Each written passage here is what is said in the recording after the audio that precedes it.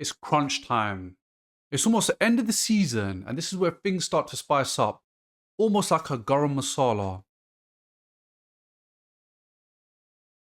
Arsenal travelled to Sunderland on the weekend, and right now we are flying high.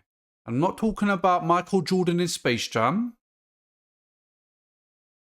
I'm talking about top of the Prem, top of the champs, Wembley bound, and of course, we're still in the fourth round of FA Cup, but it looks like we could also take that home as well.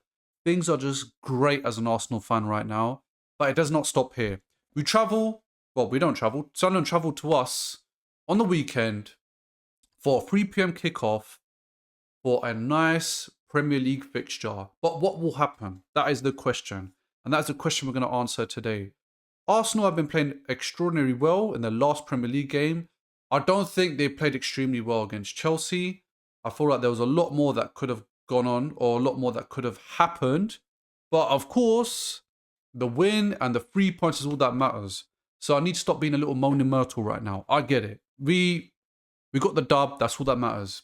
Arsenal have their fate in their hands. Every single game is being played like champions, the way Arsenal are. This isn't me saying this. This is like rival fans that I speak to. They're saying the way Arsenal are playing is very conservative, but that's how champions need to play in order to reach the goal, which is silverware. And I agree. You got 13 or so games left in the Premier League. You've got 4 games in the Champions League until you reach the final.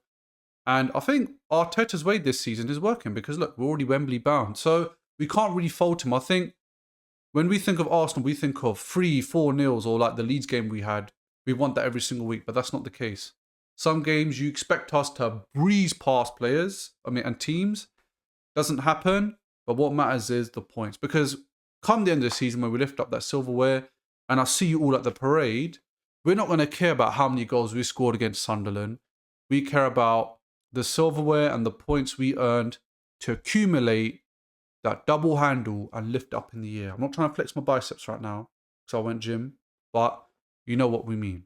Bearing in mind the injuries we have, we didn't see no Ødegaard, we didn't see no Saka, but I felt like we played extremely well. Madueke, he didn't have any assists or goals, but he's definitely an upgrade on that right wing. Maybe Martinelli playing on the right wing or Trossard. But I think as well, what's important to factor in is that we even have somebody as backup for Ødegaard if Eze's not there either, which is Kai Havertz. And Kai Havertz, he got the goal against Chelsea. He's been playing great since he come back from injury. And I think this is something he fully deserves. You know, he's had such a long time out. He's been injured. He's been trying to recover, got injured again. He's not actually played with the squad for almost a whole season till after Christmas when he returned. And even then, I think Arteta was just trying to give him a few splashes here and there to make sure he doesn't overwork him or give him a reoccurring injury. Arsenal defensively have been absolutely amazing. You know, I cussed out Hincapié a little bit and I feel bad, but at the end of the day, we have so many options now. This is the first time, I think, at the end of the season or near the end of the season where Arsenal have majority of the squad fit and important players that are fit. Saka and Ødegaard obviously are big players for Arsenal.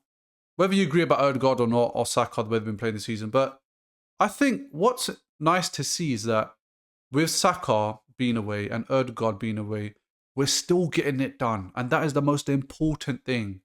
This is what champions do. Man City had it. Chelsea have had it.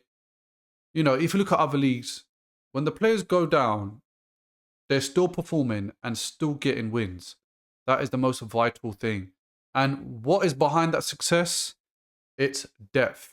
It's the type of players you go out and buy. Because I don't think Arsenal or clubs in general have realised that you can't just go out and buy anybody that's playing amazing. You got to buy players that fit your system. A lot of people question Madueke, 55 million. Why couldn't we get somebody a lot better than that? Why couldn't we get somebody that's more proven? But at the end of the day, managers are seeing things which we don't see. It could be off the ball, it could be on the ball, it could even be attitude, you know? And Arsenal, so far, the signings have been paying off. This is the closest, well, I mean, look, we've got to a final. Whether we win or not, that's a different topic. I'm not going to talk about that right now. But getting to the final is showing that Arteta and Andrea Berta are cooking because we've not seen a final in 5 years. And I think the last few semi-finals we've had, including last year against PSG as well, we've been crushed. We've crashed out. So the final for Carabao Cup, whether you think it's small cup or big cup, we're in it. And this is the stepping stone to the next level. You win these trophies, why can't you go out and win the big ones? That's what players will be telling themselves. So yeah, I think Saturday's going to be a great game against Sunderland. Will it be easy? No, it's not. For many reasons. Sunderland are quite well organised, considering that they're not somebody that spends a lot in the summer. They've recruited a lot, don't get me wrong, but they don't have, 100 million to spend on a player. They'll spread that out throughout the whole team. They do have an ex-Arsenal captain, Granit Xhaka, who still respects Arsenal highly, but don't take that as bait. He still wants to go in there and do his job and make sure his team wins. He still follows Arsenal, we've seen reports. He watches Arsenal, he really hopes to win the league. But at the same time, he's not going to make it easy for us. The last time we visited Sunderland, we conceded in the last minute and we end up throwing away 2 points. Brian Bobby, you haunted us, mate. Yeah? But Sunderland, it's going to be a tough game. They're not easy to crack. The only advantage we have is I think we obviously have better quality players. That is one advantage. Another advantage, is that obviously we're playing at home.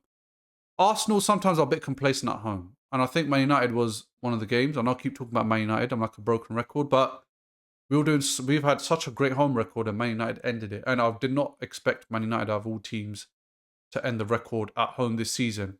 So I just don't want Arsenal to go away at the Emirates and have that same mentality. Because when they played away to Leeds, we saw a different Arsenal. So the last actual home game we played when it comes to the Premier League is actually the Man United game. So we do need that Leeds attitude in this Sunderland game because we need to get games out one at a time. I think that's what Arteta's focus is. Forget the trophy. Win a game at a time. The trophies will come along the way. It's the journey. It's not about the final destination. You take care of the journey, the destination will come. Yeah? Just like when you're on the motorway. You've got to pack up the snacks, get your fluids in, make sure you go toilet, because you're going to enjoy the ride. And that's what Arsenal are doing. They prepared for this journey this season, and that's what's led them to a cup final. And we're also in pole position to win the Premier League. We're flying high in the Champions League. So why not? Why can't we get them all? Now let's talk about our score prediction and our team sheet. So, team sheet. I'm going to stick with the back line that played against Chelsea, but there's going to be one key change, and that is the goalkeeper. Not because Kepa's been underperforming. I think he had a fantastic game against Chelsea, even though he didn't have much to do. But I feel like David Raya is probably our go-to man right now when it comes to the number one spot. Midfield. I'm going to go with Declan Rice and Zubimendi. I think Arteta will set up that way. This is a squad that I'm putting together without Ødegaard and Saka because the absences. We know Marino's missing as well due to a really bad foot injury. So I'm going to go with Kai Havertz in the middle, along with those two boys, Rice and Zubimendi. Right wing. I'm going to go with Madueke. Oh, you're probably thinking, mate, you only got one choice, Madueke. But it could have been Martinelli, sorry. He got an assist. Remember, against Leeds, playing on the right wing as well. So let's not forget that. Up front, I think he's going to go with Gyökeres. I think Jesus will come on as a sub, as a striker. And then left wing, I'm going to go with Trossard. I think Trossard's more trusted in the Prem, which I've said many times. I think Arteta believes the same as well. And that'll be my lineup. The score I'm going to go for is 2-0. Like I said, it's not going to be an easy game, but I think Arsenal will walk away with a 2-0 victory. I think the back line is amazing. We still got Calafiori on the bench. We've got Skelly. We've got Mosquera. We can shuffle... And Ben White, sorry. We can shuffle that. We've got a whole back line on the bench as well. We can shuffle it. We can move players about. So I feel like the back line is solid. The only place that I'm worried about is the midfield. And for one reason. We're fourth. Now, obviously, fourth is quite a high stat, but we're fourth in ball retention in the midfield.